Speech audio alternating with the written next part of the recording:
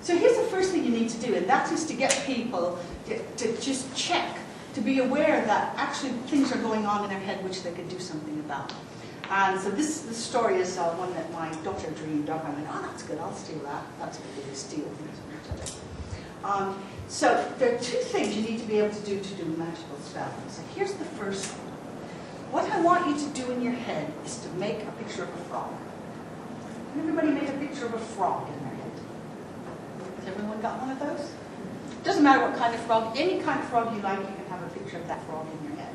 Has everybody got one of those?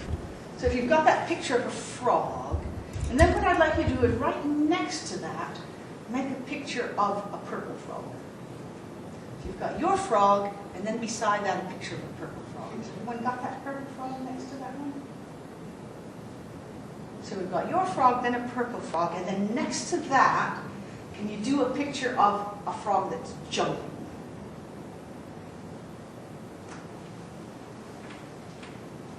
And then next to that, a picture of a frog that's sitting on a lily pad. Has everybody got those? So Dina, can you tell me what your first frog, what's that frog like, the one that you made in your head?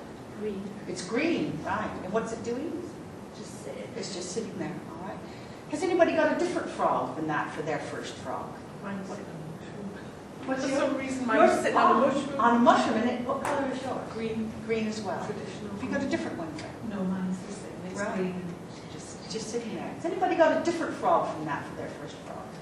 It's green, but it's got black spots on it. Got black spots on it, right. So we've got that first frog of yours, and then that second frog is which one? The purple one, all right. What's your purple frog doing? What's yours doing? Just sitting, but it's a cartoon. It's a cartoon purple frog, all right. Is everybody else's a cartoon, or do you have some real frogs that are purple? And then the next frog is?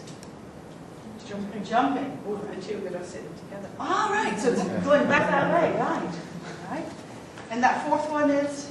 The one that's landed on the lily pad. It's actually the one that's jumped, but it's animated. All right, so we've got frog you made up, purple frog, jumping frog, frog and a lily pad. So just check in your head, which is the third frog in that order? And which is the second one?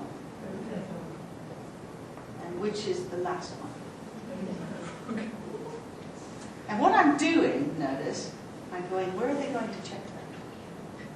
So not only am I getting them to go, I can make pictures in my head and then I can go back and check them, but I'm having a quick look around the room that goes, are they going up to their left to check, or in fact are they going up to their right? So I can have a quick look around and see how that goes. And I don't always get all the kids, but it gives me a warning that I need to keep an eye on them when I'm doing it. So that's good. So everybody can make frogs, so that's half of it.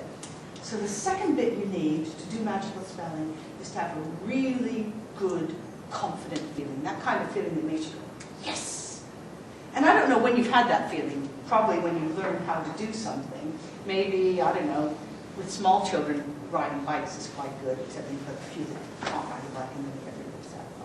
So it might be when you learn to ride a bike, or maybe you do dancing and you just perfected a new dance, or maybe, and you keep saying things until you see people go, oh yes, I've got one of those. So remember that time when there's something that you accomplish, you went, yes, I've got it. And go back to that time and remember what it felt like, what you could see around you, and what you could hear, and what your voice said, or what you said inside your head that made you go, yes, I've got it. And as that good feeling starts up, notice how you can turn it up and make it even stronger than that. Even better feeling. And you'll know it's good enough when you can hardly keep from smiling. So you can keep your face straight, but actually it's really hard because the corners keep turning up. And that's what you're watching for, it doesn't it? Because there's some kids who go, I'm not going to play this thing. But they can't help it because so then, just for a minute, let that good feeling drift up above your head. So you know where it is, but it's just above your head, it's not inside anymore. And think about what your telephone number is at home. So like that. And then let the good feeling come back down, so it comes inside. You can feel how it starts, and you can turn it up a little bit to make it really nice. So it's getting really nice, so it like warms you up and makes you smile, and then just let it float up again for a minute, and think how to spell your first name backwards. Just check that. And then when you've done that, let that good feeling come back in again. Right? Come back in, so you know you could turn it up, or you could, if you've got it too high, you could turn it down a little bit, but actually you could turn it up and down depending on how strong it needs to be. Has everyone got that one? And just leave it for a minute. Just let it float up.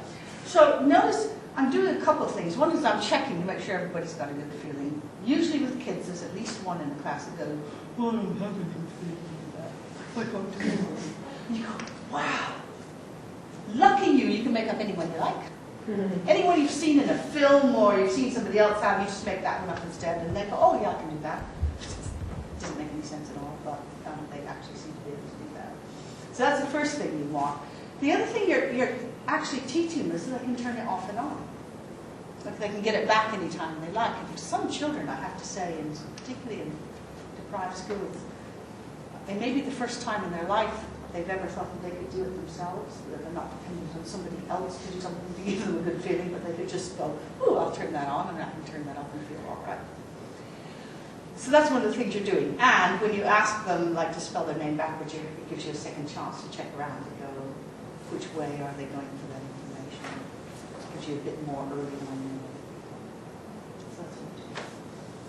And when I've done quite a lot of observations and evaluations for teachers at different times in my life, and one of the things I've begun to notice is that teachers have this angle. They'll have a place where they announce new work and what they're going to do, and they'll have a place where they review old work or tell people how they've gone wrong, and they actually don't mix them up.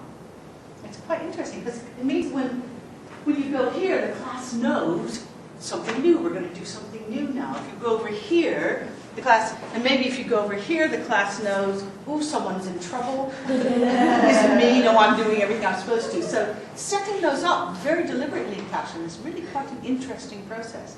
And many, many teachers do it. And if you ask them, they go, "No, I don't." But actually, if you watch them, they do. Or they have a tone of voice, or they have a place they sit, or a way they stand, which goes, "Ooh, someone's in trouble here," or "Ooh, we're going to get a compliment now," or whatever. And those are all what we would call anchoring. Right? We just set up situations where people know better what to expect than if we just do things at random. And for youngsters, that makes them feel much more secure in the classroom than if everything the teacher does next is totally unknown, and they're going to have to guess what it is and what it is. So it's useful to find that place, and it's, almost all floors have some kind of mark on them. You go, "This is where you're going back." So this is where you teach the magical spelling find. And each time I've walked away from them, asked you to do something else, and then come back to the same place and watch what happens. When I come back here, most of you, I can see you warm up. And you probably haven't even noticed that I'm standing in the same place, but something in you notices that I'm standing in the same place that I was before. And so it gets people ready to learn. Now, I know in secondary schools, do we have any secondary school teachers here? I think so. Something that secondary school teachers are quite good at, because if I'm an English teacher, my classes just come from PE. I need to have some kind of talent for getting them to shut off being in PE and to turn on doing English language.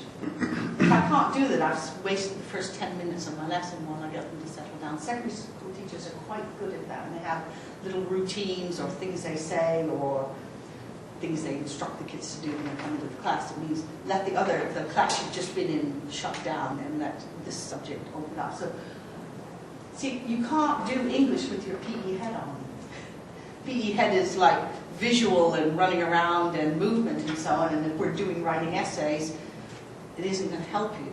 So I need to have some way to get you to open up your English language head and shut down whatever class you've had before.